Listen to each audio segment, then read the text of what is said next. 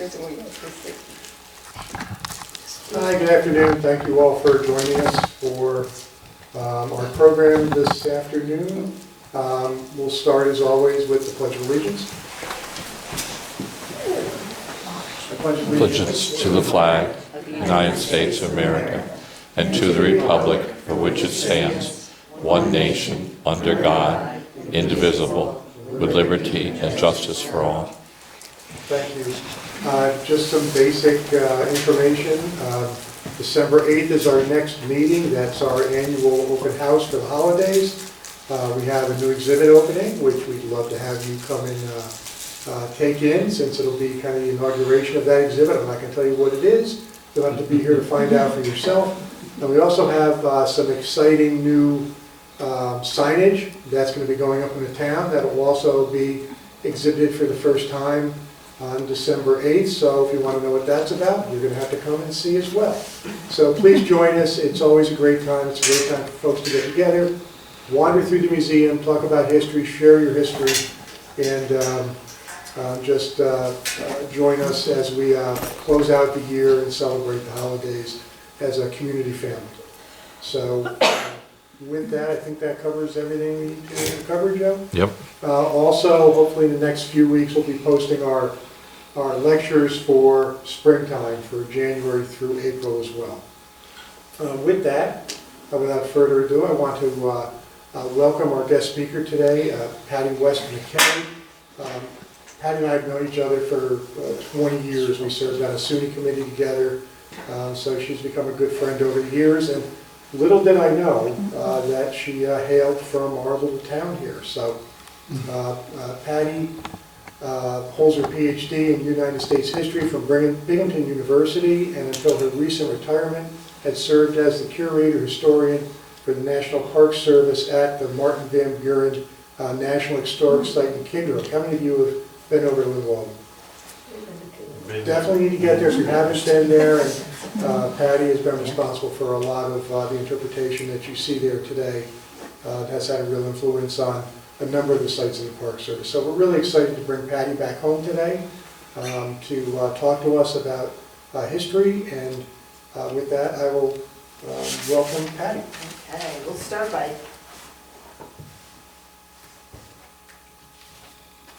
Okay, is it working? Can you tell? Or I'll just use the other one.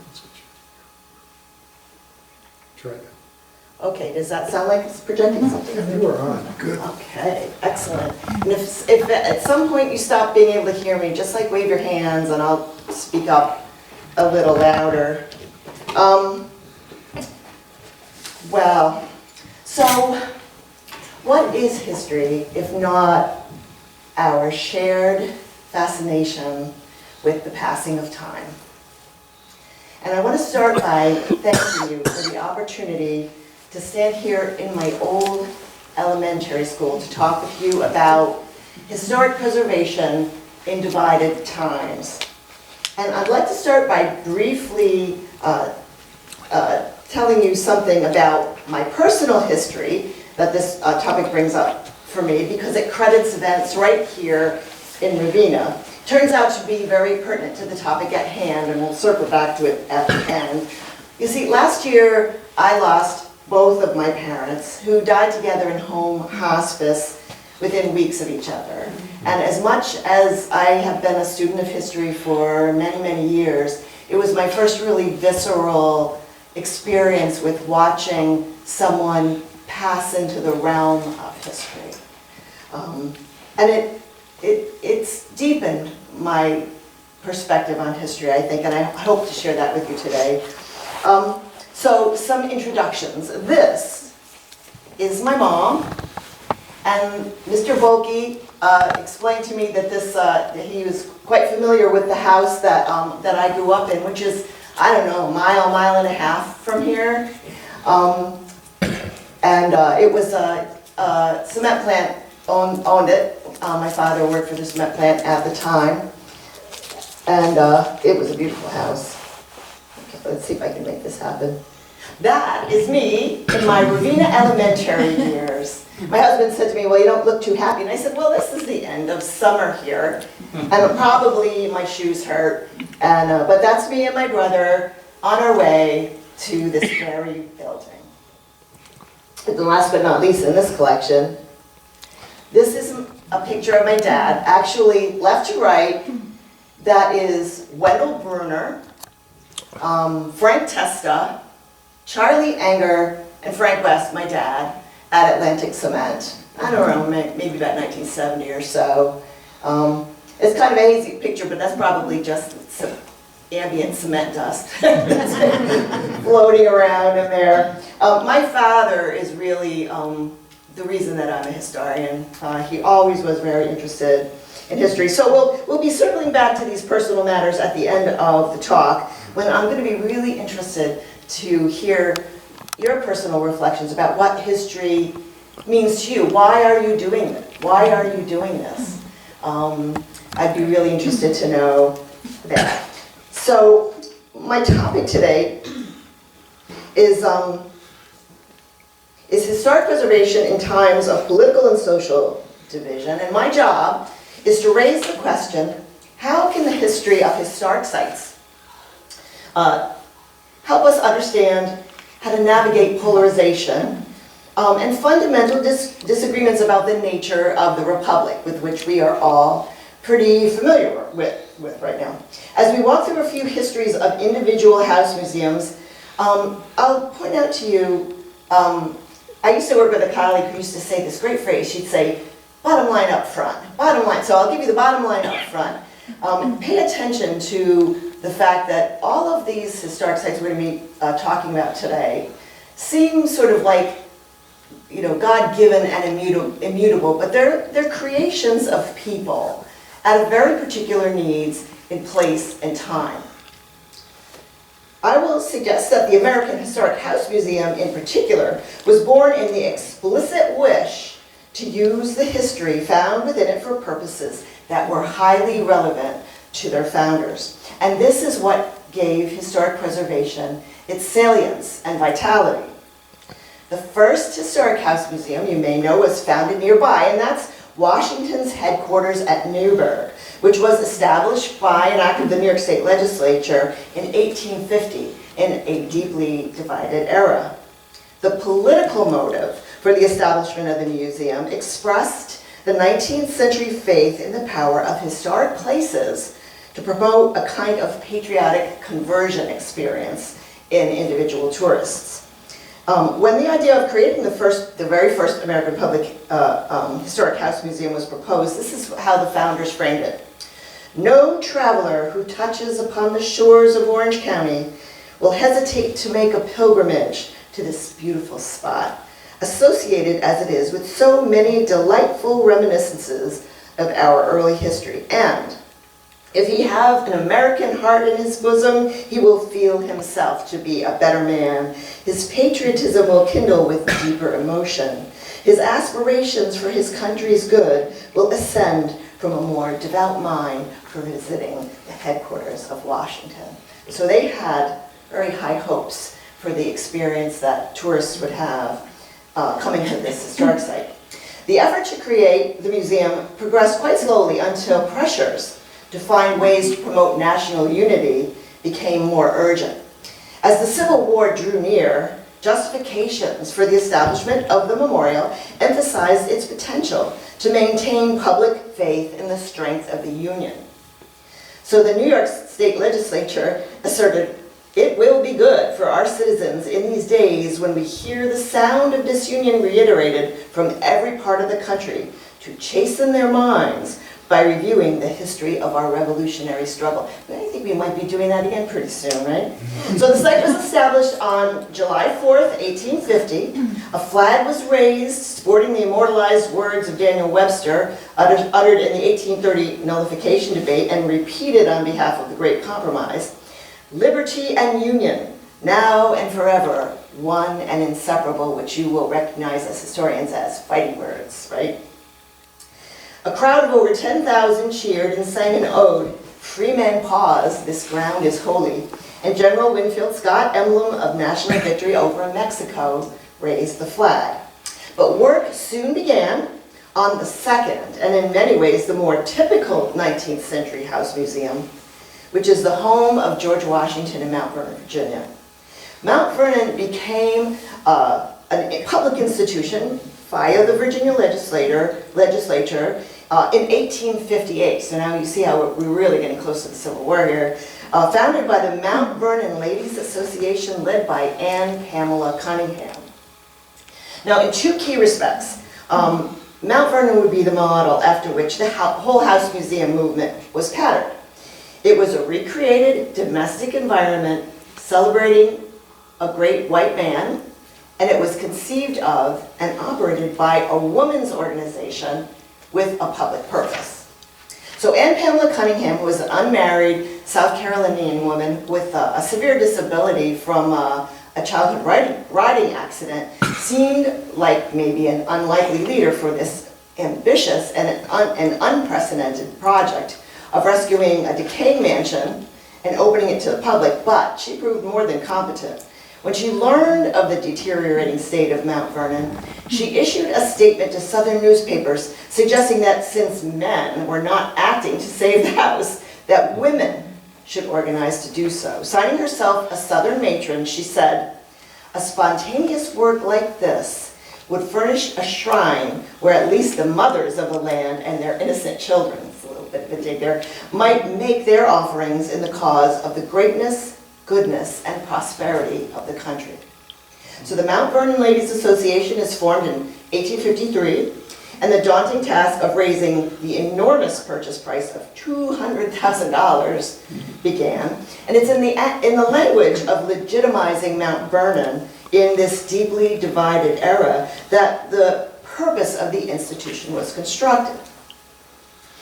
In Cunningham's initial efforts to recruit Southern women to the cause, she soon realized that that would not be adequate.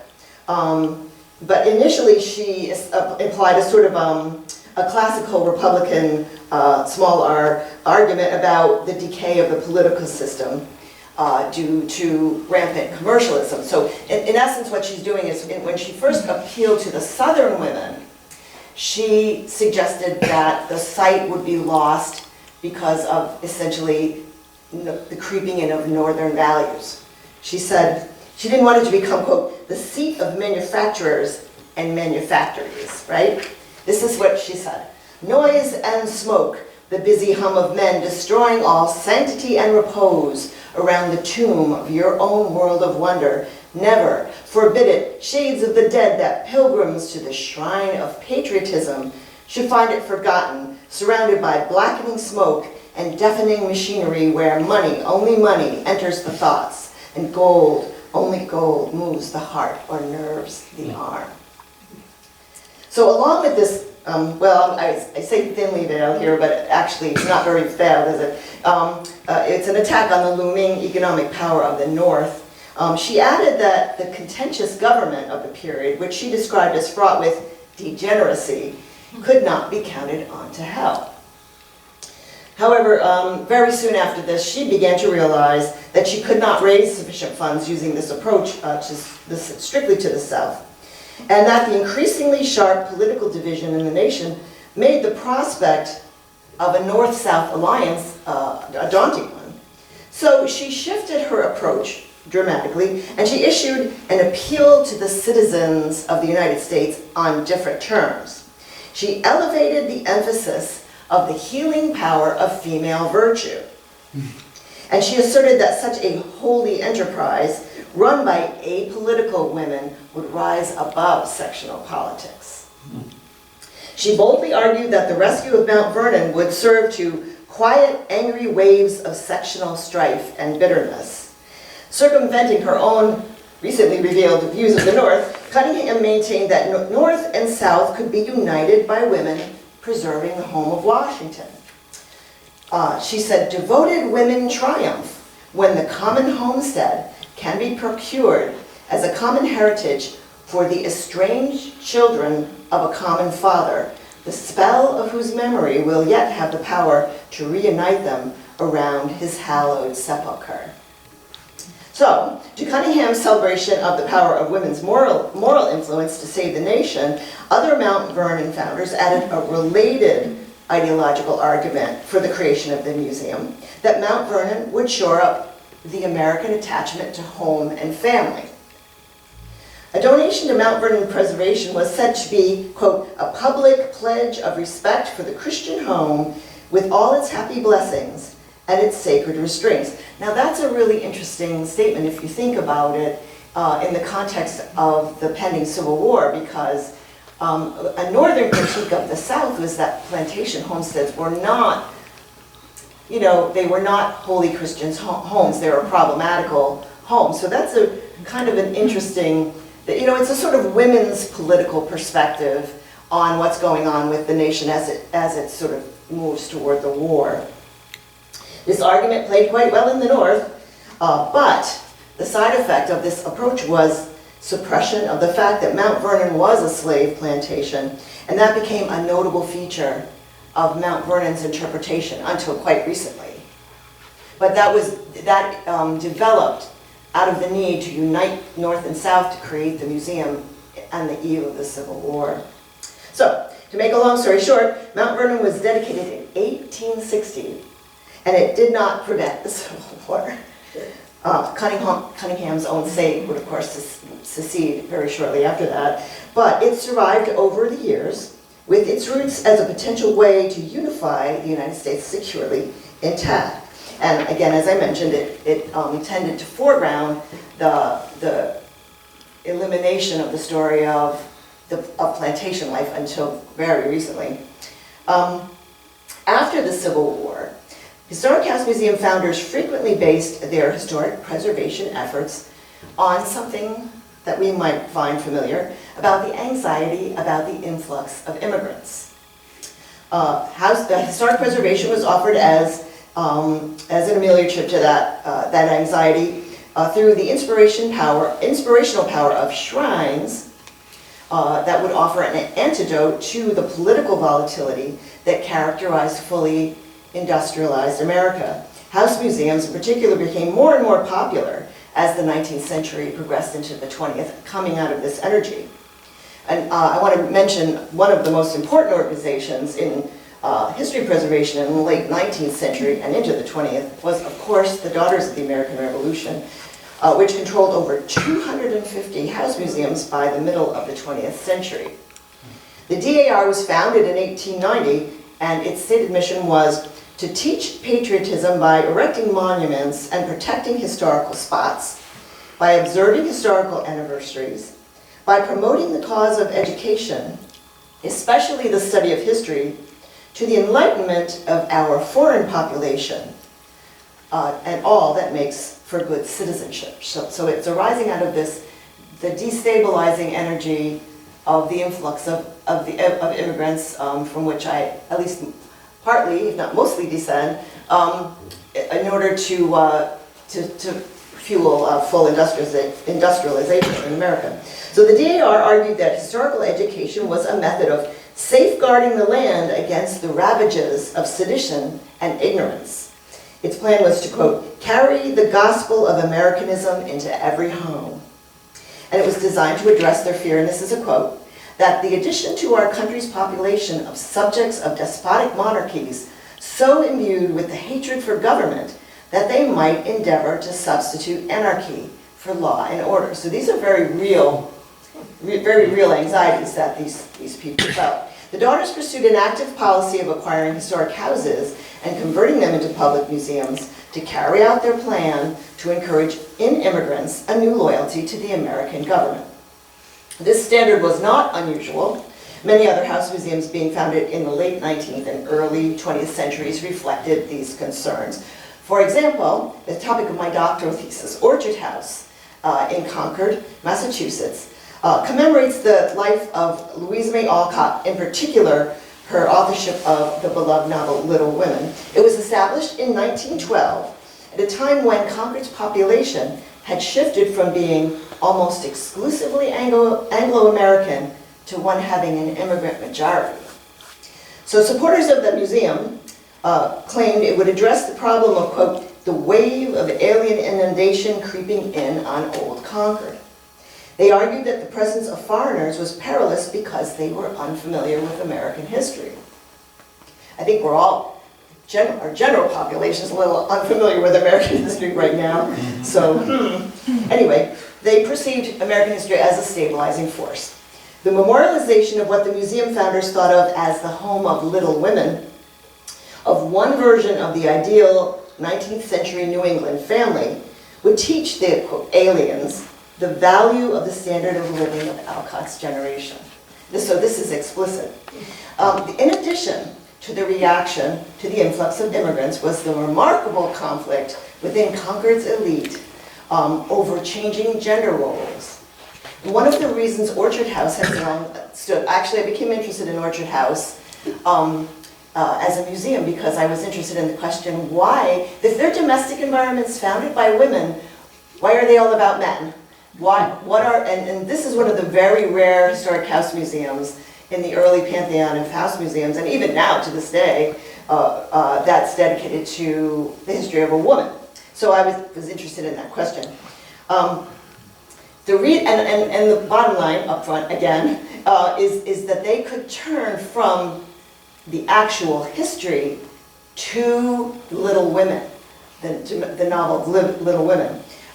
Because, of course, Louisa May Alcott herself was an ardent suffragist. And suffragists, of course, we'll be talking a little bit about that, is the flashpoint in the community at this time. So, in the era in which Orchard House was established, tensions were simmering over the suffrage movement, and it was of interest to me that the soon-to-be warring factions could work together so closely on what was apparently a mutually agreeable historic preservation project, despite the fact of Alcott's own progressive views on suffrage. So the rhetoric surrounding the establishment of Orchard House and the way the period rooms were constructed are evidence that the conflicts within the Concord Women's Club led them to focus on the one value that Concord suffragists and anti-suffragists could agree on, and that was domesticity. In addition to being a vehicle for consensus, the Little Women theme also addressed the intended social function of the House Museum, which is to shore up traditional domesticity by proselytizing the values of Old Concord in the face of changing gender roles and the influx of the new immigrants. So there's a lot of anxiety about both the influx of immigrants and the fact that gender roles are being redefined. Does it sound a little familiar? To that end, it was quite necessary to ignore the iconoclastic behavior of the actual Alcotts. For example, that Bronson Alcott moved his family into a commune that disavowed the nuclear family altogether. You can sidestep that. It served the volatile gender politics of the Concord Women's Club, which I should add exploded in bitter conflict as soon as the museum was founded. And they no longer had that project to unite them. But the house was the home sweet home of the Little Women, despite the fact that Louise May Alcott was an adult when her parents took up residence there. She spent most of her time in a boarding hotel in Boston, and she referred to Orchard House as Apple Slope. But she purchased that house for them with the money from her career writing. So she was, a formidable example of what would become the new woman, right? So Orchard House remains primarily a shrine to old New England and home sweet home. The period room exhibits and the Little Women imbued interpretive approach, born early in the 20th century, have transformed Orchard House into a model single-family suburban home and the Alcotts into the ideal American nuclear family. That a museum dedicated to the Maverick Alcotts could represent these values is a vibrant testimony to the historical circumstances of the original shapers of the institution's public meaning. So thus far, my discussion of historic preservation is focused primarily on the efforts of women's organizations, which is of course where we started. But it was around the time that Orchard House was founded that the great era of women's almost complete dominance of the field began to wane, exemplified, I think, by the establishment of Monticello as a museum. It began in July of 1912, when Maud Littleton sat before the House Committee on Rules of the United States Congress to argue that Monticello be converted from a residence into a national museum by eminent domain, celebrating Jefferson's domestic life, which we knew somewhat less in 1912 than we know now. Anyway, although she began tentatively explaining, "I am not an experienced public speaker and am a little bit nervous," her plan to convince the national government to displace the owner of the estate, Representative Jefferson Levy, Democrat, New York, by right of eminent domain, was not timid. Littleton was the wife of Representative Martin Littleton, also Democrat of New York. So I never researched what the relationship is there, but there must be a story there, right? This is somebody's dissertation if they want to take it on. So this was exploiting the progressive era inclination to expand the government into areas that were previously dominated by women's voluntary associations. This is something that happens strongly in this period. So she began her testimony with a description of her childhood visit to Monticello, which had been occupied by a very distinguished historical figure in his own right, Commodore Uriah Levy, Sephardic Jewish, I think he was the first Jewish Commodore, probably one of the few. Anyway, Uriah Levy and his heirs lived in Monticello since the 1830s, shortly after Jefferson's death. She explained that she had found little of Jefferson's spirit there, and that an outsider, a rank outsider, had taken his place. So Littleton's arguments against the Levy's family ownership echoed Cunningham's charge that government was failing in its duty to retrieve from private ownership that which should be a public shrine. And she said, "Is it possible that the commercialism of America is so deep-rooted that it will tolerate, much less endorse, a sordid scramble between those who have the longest purse for our treasures, which represent the highest point patriotism has ever reached in our country?" I think we can all sense the anti-Semitism in that phrase there.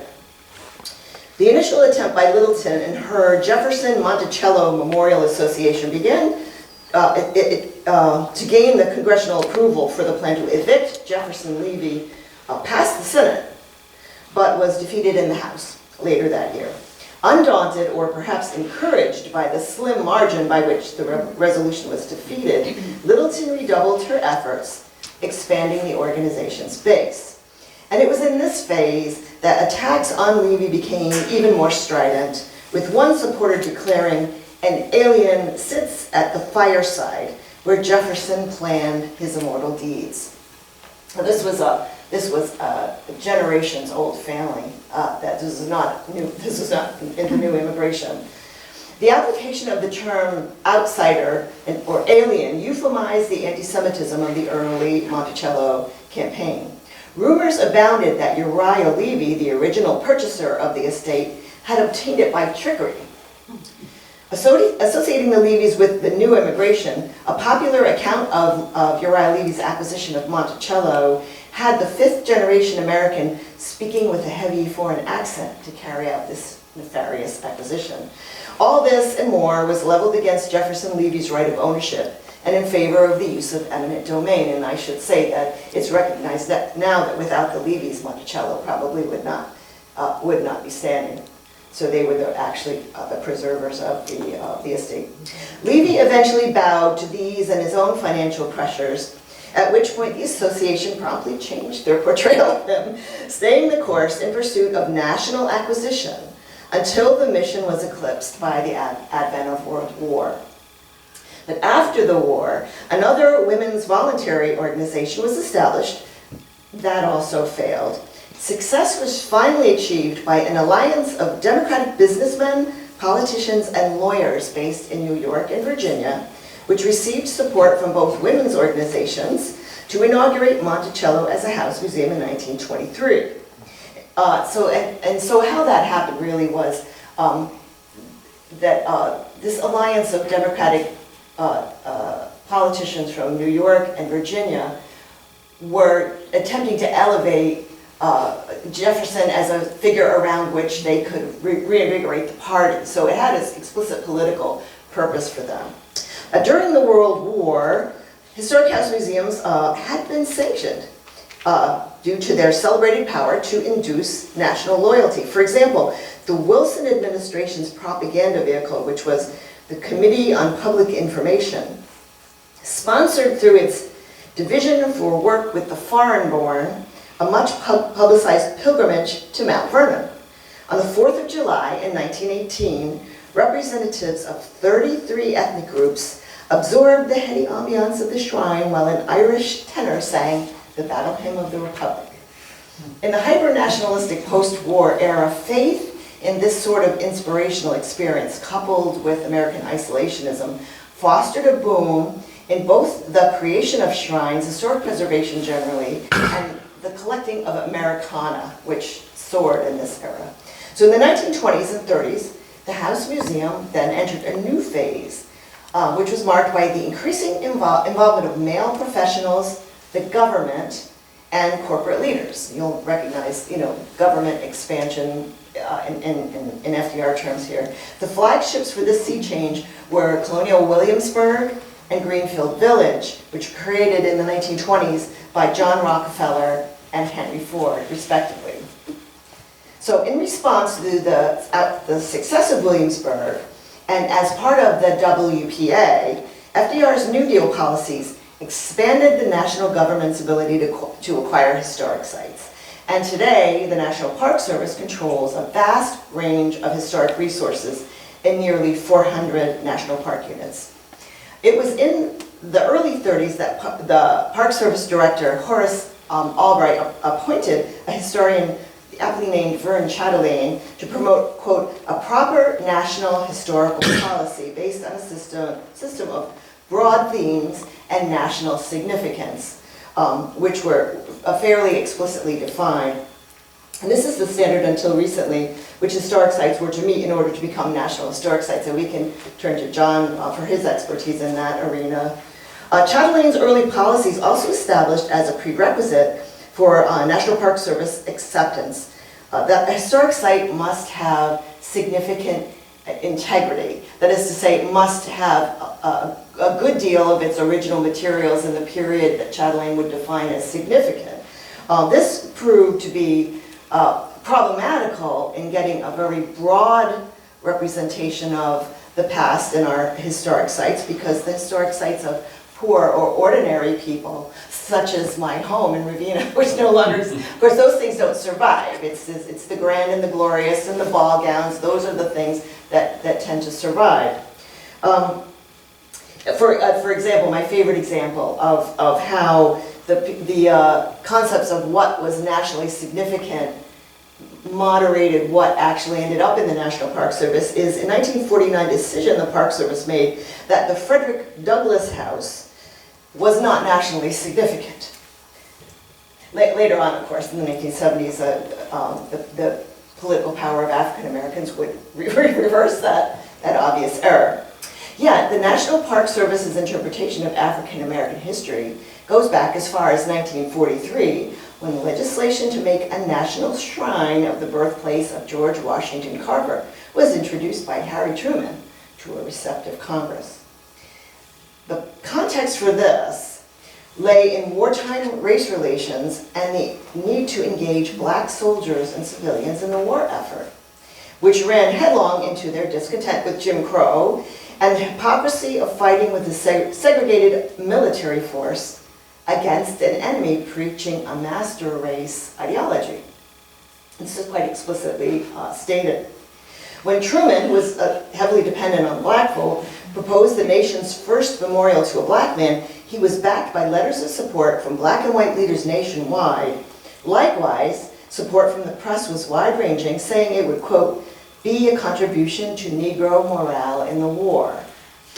And it was a partial refutation of the most damaging accusations the Axis has been able to level against us in this war, charges related to our treatment of the Negro. By 1943, Congress had few qualms about the use of eminent domain, and the political salience of the proposal overrode reservations based on arguments that the Carver birthplace, having almost no physical remains of Carver's boyhood, failed to meet the NPS standards for integrity of site. The bill passed in July of 1943 in the heat of a summer remembered for its violent racial conflict. So if the nation's first memorial to an African American demonstrates the link between politics in divided times and the establishment of National Historic Sites, the nation's first house museum commemorating African American history does so even more dramatically. So this house museum, February 3, 1956, on the heels of the Montgomery bus boycott, and on the very day Autherine Lucy desegregated the University of Alabama, Congress held hearings on the establishment of Booker T. Washington National Monument in Virginia. The site's fascinating history is deeply enmeshed in the civil rights movement, with Booker T. Washington's birthplace being offered up as a palliative to unrest. Testimony on behalf of the monument assured legislators that the site would heighten respect for the conservative philosophy of Booker T. Washington, which emphasized self-help, acceptance of segregation, which was in sharp contrast, of course, to the political agitation sweeping the South, which ultimately resulted in the controversial Brown v. Board school desegregation decision of 1954. The site's location in Virginia, one of the few states immediately affected by the desegregation ruling, placed it squarely in the midst of what was deemed massive resistance to Brown v. Board. Sidney J. Phillips, the monument's founder and chief advocate, found himself lobbying for the political support of white supremacists who could turn to him as an example of a black leader who supported segregation. However, unlike the Carver Memorial, the Booker T. Washington Monument proposal was opposed by the National Park Service because the site failed to meet the NPS standard assessing integrity of site. This was not surprising, of course, since slave cabins were not the subject of careful preservation. And the same had been true of the Carver site, which had entered the system so expediently in the context of the war. The Park Service recommended that the bill be defeated, and that if passed, that Eisenhower should veto it, preferring instead to memorialize Washington at Tuskegee, although conceding under questioning that they had no intention to do so. Phillips therefore focused a great deal of his testimony on the meaning of birthplace memorials, explicitly saying, "It is in keeping with the American tradition to establish memorials at the birthplace of men and women who have contributed in some way to our national well-being, and that people had a kind of sacred feeling for the birthplace." Phillips cited Washington's autobiography, Up From Slavery, calling it the greatest success story ever written by a self-made American. And now this compelling mix of earnest wish, myth, and metaphor, the desire of Black Americans to have their history be represented in a traditional birthplace shrine, and the identification of Booker T. Washington as an American self-made man, along with the pressing political concerns with the movement for civil rights, which was of course ablaze at this time, it gleaned the votes of 3/4 of Congress and a presidential signature despite NPS disapproval, creating Booker T. Washington in April of 1856 in the thick of the civil rights movement. So as we have seen, the social purpose of historic preservation has clearly been derived from utility in the land of the living. Yet our generation's effort to locate a current culturally vital role for historic preservation has been the subject of anxious conference panels and professional conversations in recent years. Various explanations have been posited for this, but perhaps I would suggest that historic preservation is entering a vital period of retooling, during which it must evolve from these earlier purposes. I've argued that the history of house museums in America reveals that they were created in response to political and social issues of concern in the times in which they were founded, and that pertinence was the source of their vitality. So while the goals and rhetoric from the house museum's first 100 years may sometimes seem to us to range between quaint and oppressive, it's important to recognize that house museums must have cultural utility, or they risk becoming moribund. Questions before us today, as we contemplate the issue of historic preservation in our own divided time include what meaningful purpose can historic preservation serve for today's audiences? What content can underpin a new approach that will raise salient questions and provide historical perspective on current problems? And perhaps most fundamentally, the question that fuels our dedication to this cause: what does historic preservation mean to us personally, as a culture? In recommending that we consider that history should be of service to our own time, I'm not suggesting mere pandering or lapsing into nostalgia or into vacant entertainment. And I'm not suggesting that the revival of the tendency toward a sort of social control ethos should be revived from earlier centuries. For example, at Lindenwold, which is where I worked, I had the honor to serve as curator for some decades. We defined our mission as cultivating civic wisdom. By that, it's a presidential site, and people come there expecting you to celebrate Van Buren, sort of blindly, blind to his flaws, blind to the errors that he made. But what they find instead, we hope, is a complicated story of Van Buren's struggle with the slavery question as the nation drifted towards civil war. Van Buren had a really cool lifetime. He lived from the end of the Revolution to the beginning of the Civil War, and he died not knowing the outcome of the Civil War. He died not knowing whether the nation continued or not. In doing this, we hope that we're contributing to a more sophisticated electorate in yet another polarized era, one less likely to romanticize or aggrandize leaders. We were hoping to, by complicating the story of Van Buren, to introduce to people the idea that these are human beings. Let's see. We don't want people to be shocked when they discover that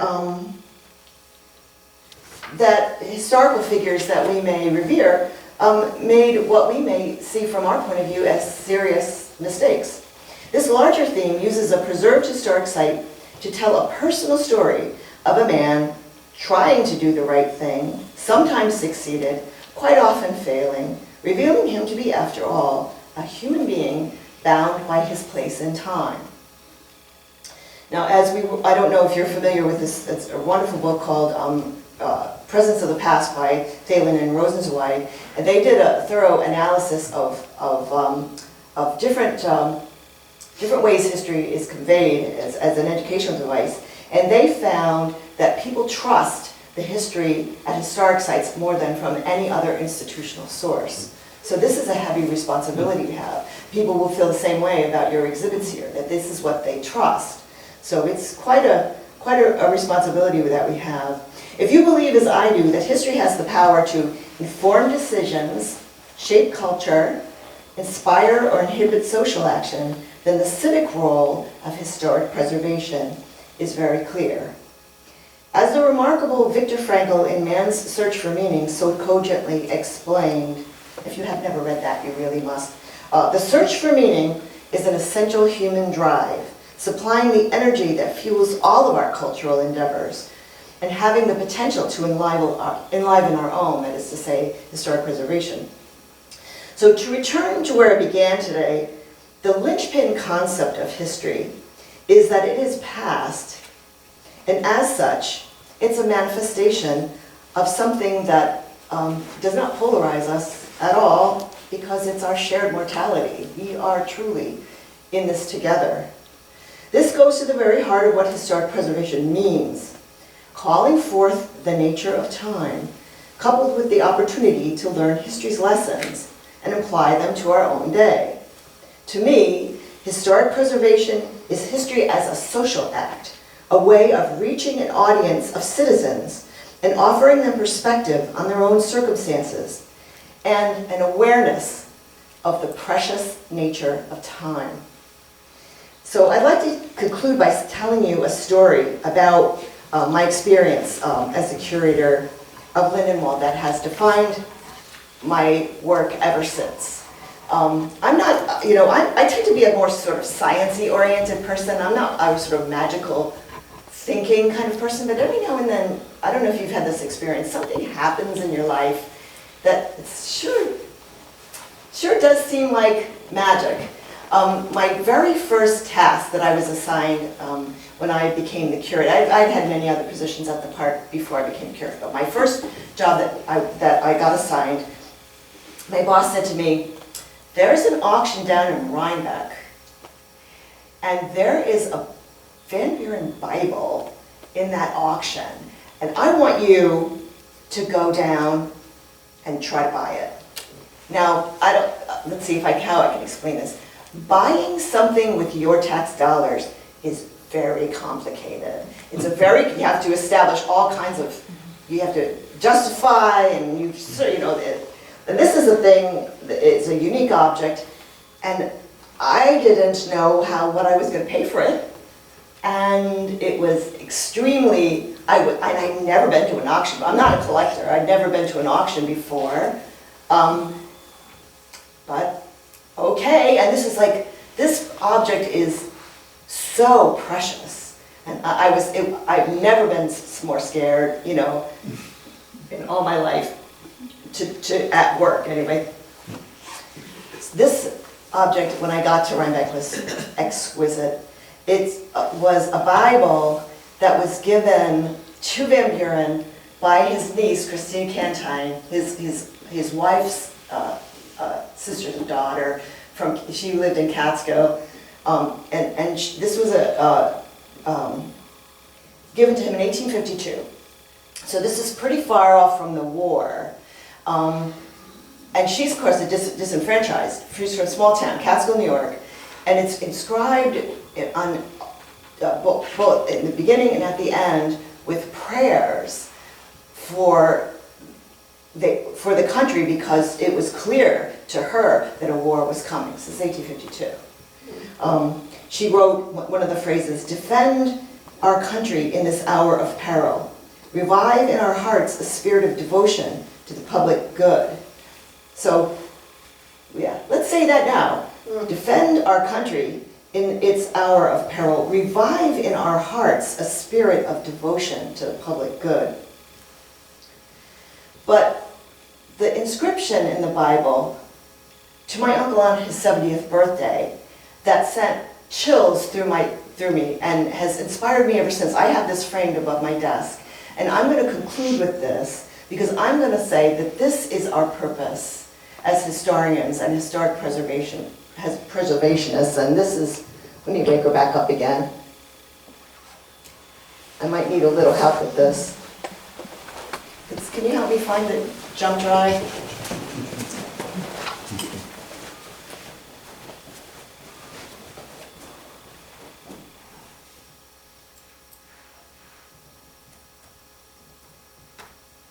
Okay, we'll just go to the next one. Here we go. This will wake up, I presume.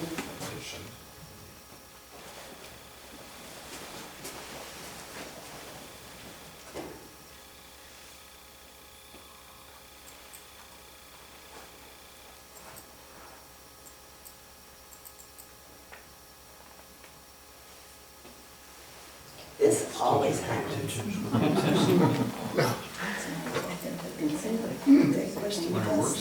I don't know why that shut off. Well, you might have to resort to... Oh, there you go. What is that, waiters? Yeah, that's a flooded alcohol. So much for my dramatic conclusion.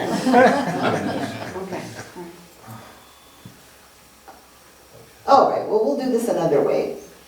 Look at it. You can continue to work on it. We'll do this another way, because this sort of thing happens so often that I came prepared with this. Here you go, you can pass this around. This is going to be challenging.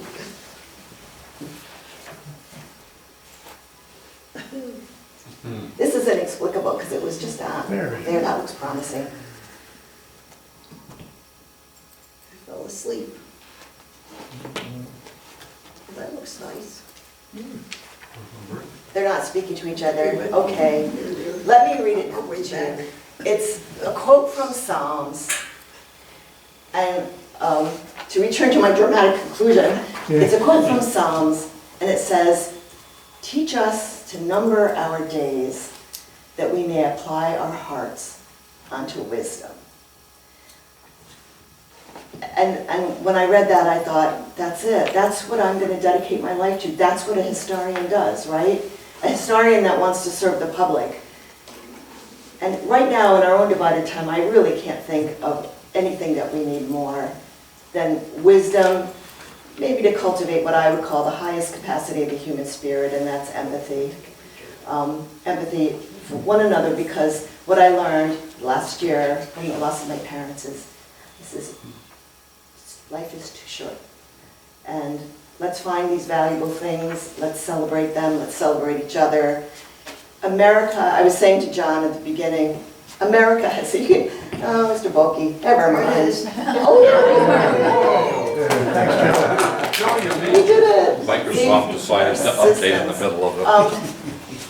So anyway, what I'm hoping is that you'll have a chance to talk with each other about, and rededicate yourself to what you're doing here, because if we can all, cultivate wisdom, cultivate empathy, understand that America has always been polarized and divided, and it never meant that anyone particularly, I mean, not that there aren't some bad people out there, but it never necessarily meant that these were angels or demons. These are human beings, and so are we for the moment.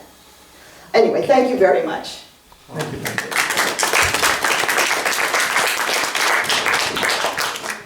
I do want to also thank Patty for a copy of her book called Domesticating History, which she donated to the Historical Society. And if you have a chance, I've reread it, because I hadn't got it many years ago, and reread it knowing Patty was joining us.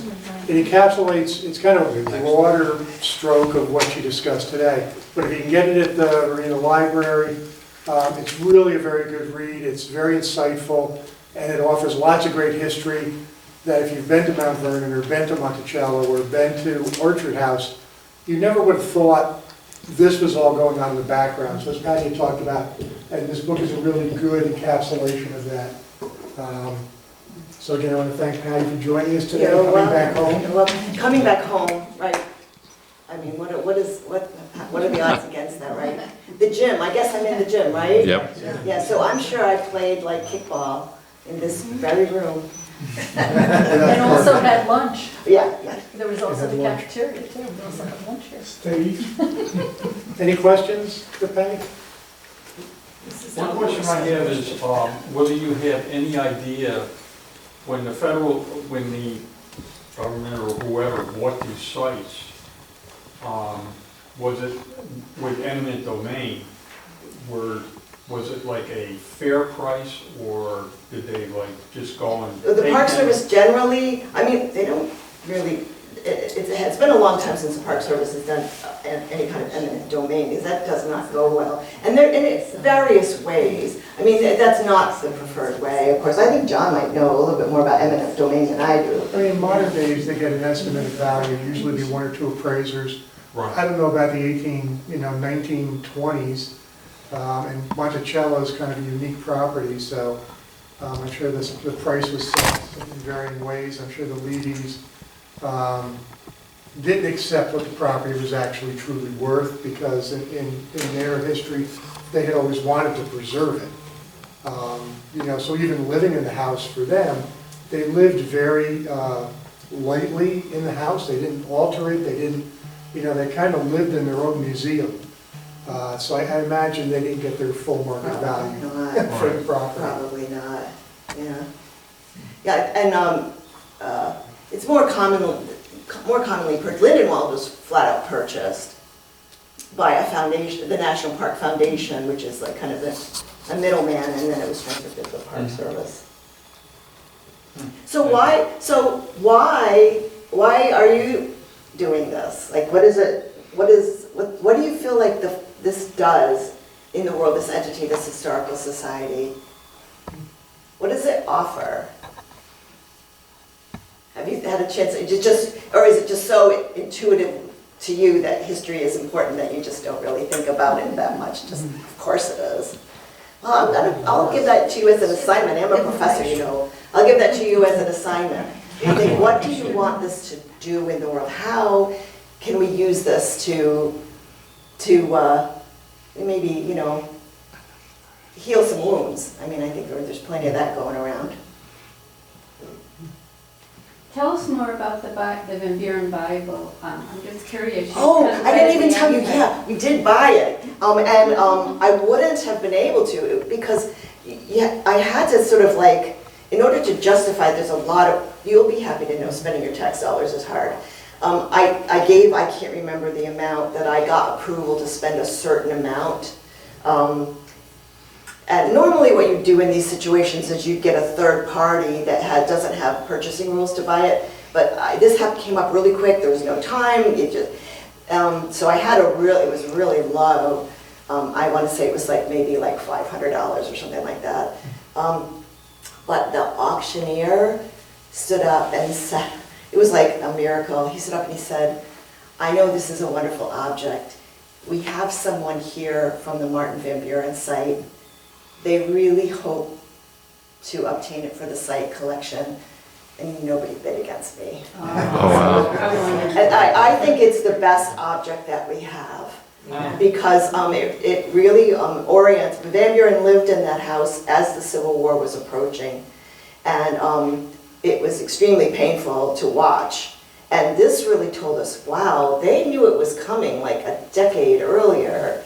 And they could do sort of like what and Pamela Cunningham in Mount Vernon, they could see it coming. It was like this juggernaut, and they were full of anxiety about it, and rightly so. And hopefully that's not the anxiety that we're feeling. Hopefully we're feeling a different one that doesn't end in that kind of tragedy. So that's kind of a negative note. Oh well. Let's change the subject. But anyway, so I think we can conclude. I'll just hang around for a while if you want to. Thank you all for joining us. Thank you. Thank you. Thank you.